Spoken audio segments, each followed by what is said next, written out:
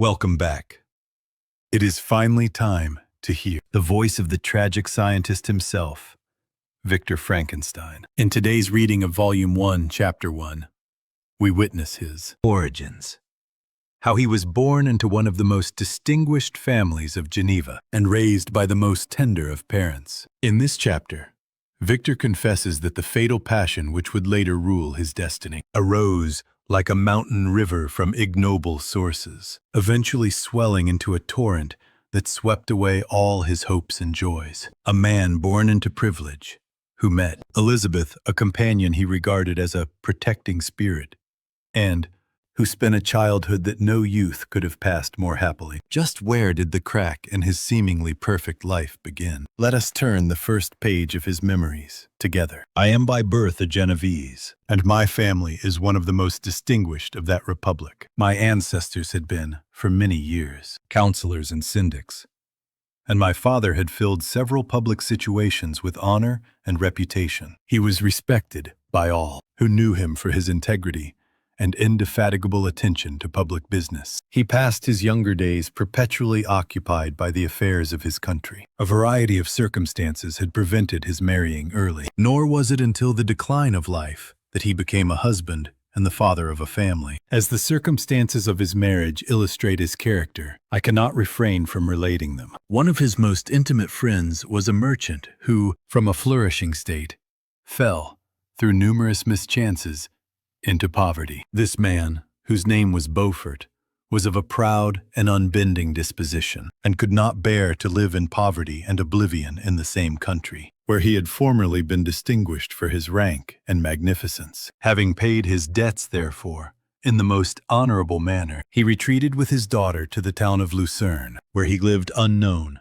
and in wretchedness. My father loved Beaufort with the truest friendship, and was deeply grieved by his retreat in these unfortunate circumstances. He bitterly deplored the false pride which led his friend to a conduct so little worthy of the affection that united them. He lost no time in endeavoring to seek him out, with the hope of persuading him to begin the world again through his credit and assistance. Beaufort had taken effectual measures to conceal himself, and it was 10 months before my father discovered his abode. Overjoyed at this discovery, he hastened to the house, which was situated in a mean street near the Royce. But when he entered, misery and despair alone welcomed him. Beaufort had saved but a very small sum of money from the wreck of his fortunes, but it was sufficient to provide him with sustenance for some months, and, in the meantime, he hoped to procure some respectable employment in a merchant's house. The interval was, consequently, spent in inaction. His grief only became more deep and rankling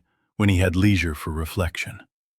And at length it took so fast hold of his mind that at the end of 3 months he lay on a bed of sickness, incapable of any exertion. His daughter attended him with the greatest tenderness, but she saw with despair that their little fund was rapidly decreasing, and that there was no other prospect of support. But Caroline Beaufort possessed a mind of an uncommon mold, and her courage rose to support her in her adversity. She procured plain work, she plaited straw, and by various means contrived to earn a pittance scarcely sufficient to support life. Several months passed in this manner. Her father grew worse.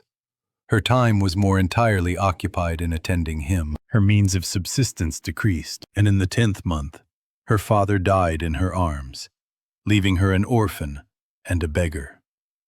This last blow overcame her, and she knelt by Beaufort's coffin, weeping bitterly, when my father entered the chamber. He came like a protecting spirit to the poor girl, who committed herself to his care, and after the internment of his friend, he conducted her to Geneva and placed her under the protection of a relation. 2 years after this event, Caroline became his wife. There was a considerable difference between the ages of my parents, but this circumstance seemed to unite them only closer in bonds of devoted affection. There was a sense of justice in my father's upright mind, which rendered it necessary that he should approve highly to love strongly. Perhaps during former years he had suffered from the late discovered unworthiness of one beloved, and so was disposed to set a greater value on tried worth. There was a show of gratitude and worship in his attachment to my mother, differing wholly from the doting fondness of age.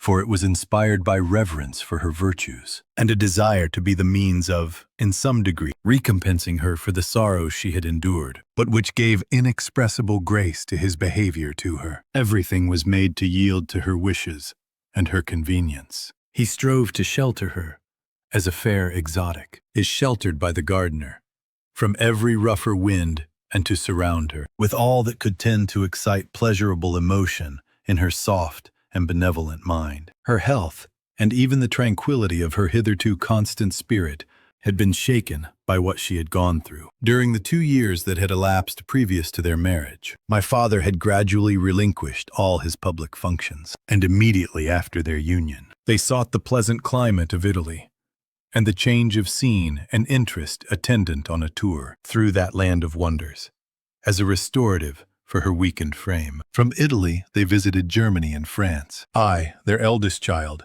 was born at Naples, and as an infant, accompanied them in their rambles. I remained for several years their only child. Much as they were attached to each other, they seemed to draw inexhaustible stores of affection from a very mine of love to bestow them upon me. My mother's tender caresses and my father's smile of benevolent pleasure, while regarding me, are my first recollections. I was their plaything and their idol, and something better, their child, the innocent and helpless creature bestowed on them by heaven, whom to bring up to good, and whose future lot it was in their hands to direct to happiness or misery, according as they fulfilled their duties towards me. With this deep consciousness of what they owed towards the being to which they had given life, added to the active spirit of tenderness that animated both, it may be imagined that, while during every hour of my infant life, I received a lesson of patience, of charity, and of self-control, I was so guided by a silken cord that all seemed but one train of enjoyment to me. For a long time, I was their only care. My mother had much desired to have a daughter, but I continued their single offspring. When I was about 5 years old, while making an excursion beyond the frontiers of Italy, they passed a week on the shores of the Lake of Como. Their benevolent disposition often made them enter the cottages of the poor. This, to my mother, was more than a duty.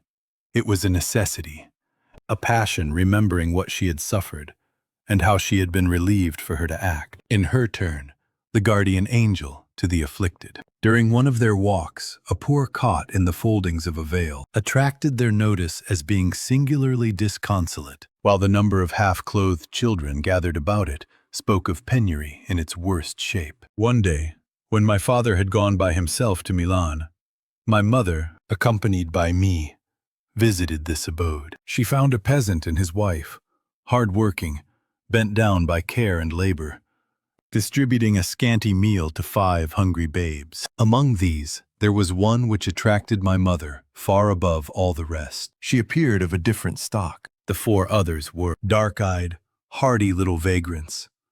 This child was thin and very fair. Her hair was the brightest living gold, and despite the poverty of her clothing, seemed to set a crown of distinction on her head. Her brow was clear and ample, her blue eyes cloudless, and her lips and the molding of her face so expressive of sensibility and sweetness that none could behold her without looking on her as of a distinct species, a being heaven-sent, and bearing a celestial stamp in all her features. The peasant woman, perceiving that my mother fixed eyes of wonder and admiration on this lovely girl, eagerly communicated her history. She was not her child, but the daughter of a Milanese nobleman. Her mother was a German and had died on giving her birth. The infant had been placed with these good people to nurse. They were better off then. They had not been long married, and their eldest child was but just born. The father of their charge was one of those Italians, nursed in the memory of the antique glory of Italy.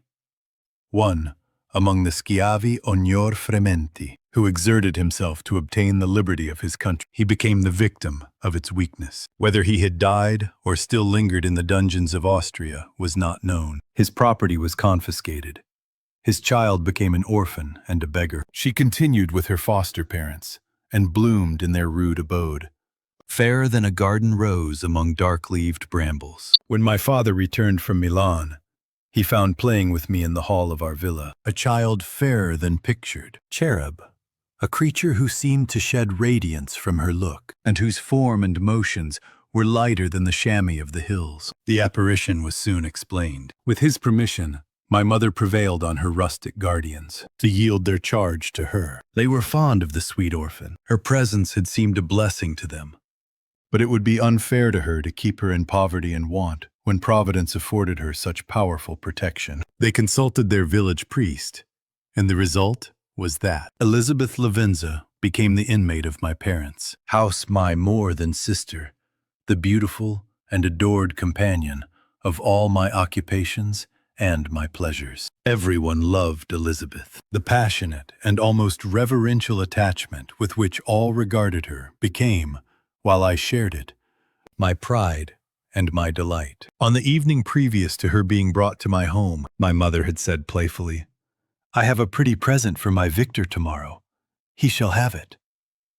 And when, on the morrow, she presented Elizabeth to me as her promised gift, I, with childish seriousness, interpreted her words literally and looked upon Elizabeth as mine to protect, love, and cherish. All praises bestowed on her I received as made to a possession of my own. We called each other familiarly by the name of cousin. No word, no expression could body forth the kind of relation in which she stood to me, my more than sister, since till death she was to be mine only. We leave Victor Frankenstein here, lingering on the last sweet memories of his youth. He tells us that he finds pleasure in these recollections, before misfortune had tainted his mind. But as he looks back, he realizes that his destiny was already being shaped. He confesses that the passion which would destroy him arose like a mountain river, swelling until it became the torrent which has swept away all my hopes and joys.